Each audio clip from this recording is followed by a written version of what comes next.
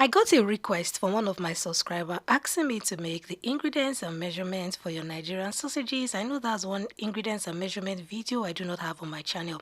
And because all my subscribers are special, because of that one subscriber, I am making this video. And for anyone who chooses to find out or who wants the ingredients and measurement for your sausages, you're going to have them at the end of this video, up to 50 pieces.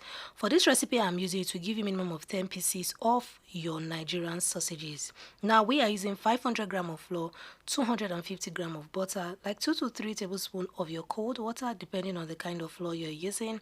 Divide your dough into two and place in the fridge. You are using half tablespoon of your baking powder and half teaspoon of salt. You can decide to adjust the salt to your taste, especially if you're using salted butter. For our sausages, we are using these Raymond sausages. I've not used it before, but it was really nice.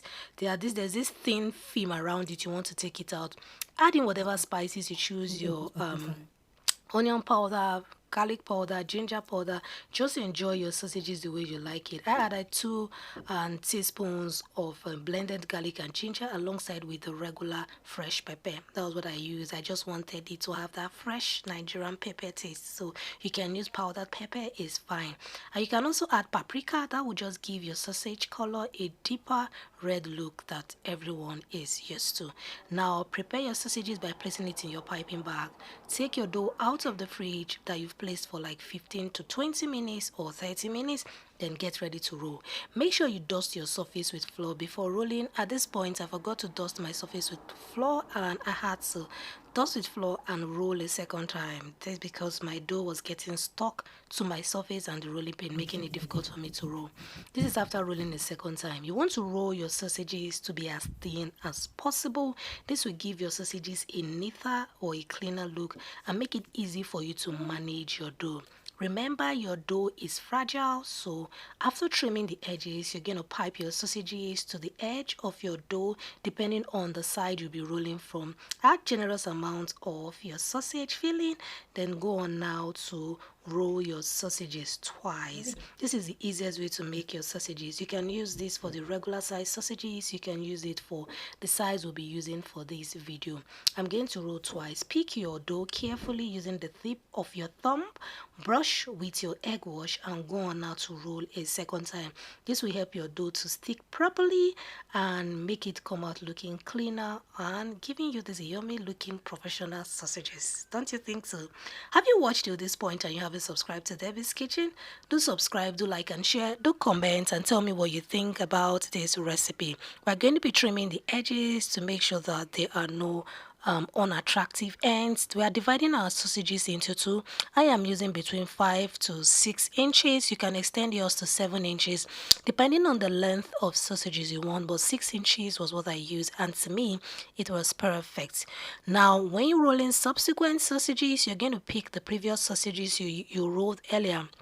Use it to measure your dough. This will give your sausages a more even look, or you can use your tape or ruler to measure, whichever one you want to do.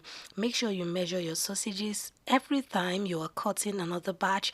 This will give your sausages a more even look. They will look the same. One sausage will not look smaller or bigger than the other. Now there is another way you can roll your sausages, which I'm going to be showing you shortly. At this method, which I call method 2, you can decide to measure your dough, and once it gets to the size you want, maybe you're using 5 inches or 6 inches, you roll in your sausages just like the first method. Brush with your egg wash after the first roll, then roll a second time. One thing I don't love about method 2 is that you roll your sausages one at a time, and to me it consumes most time using this method, but just do you. Now you place your sausages in your pan, then you make any kind of design. You add sesame seed to the top of your sausages. You can cut your sausages like so. You can use your fork to make this design on your sausages, whichever design you are making on your sausages. Make sure you are gentle on your sausages. Do not add too much pressure. You don't want to cut your sausages in half or poke a hole in your sausages using your fork. Brush with just your egg yolk, not with your egg white. This will give your sausages a more appealing look. Bake at 180 degrees Celsius for 25 to 30 minutes or until your sausages comes out looking this good. Now once your sausages are ready, place them in a plate or anything to allow it cool for a bit, and this is what we got at the end of the day. This is method 1 design and this is method 2 design. For me, I prefer method 1. Now when you cut through these sausages, it looks so good, guys, and guys, trust me, it tasted as good as it looked. Now let's go to our ingredients and measurement video.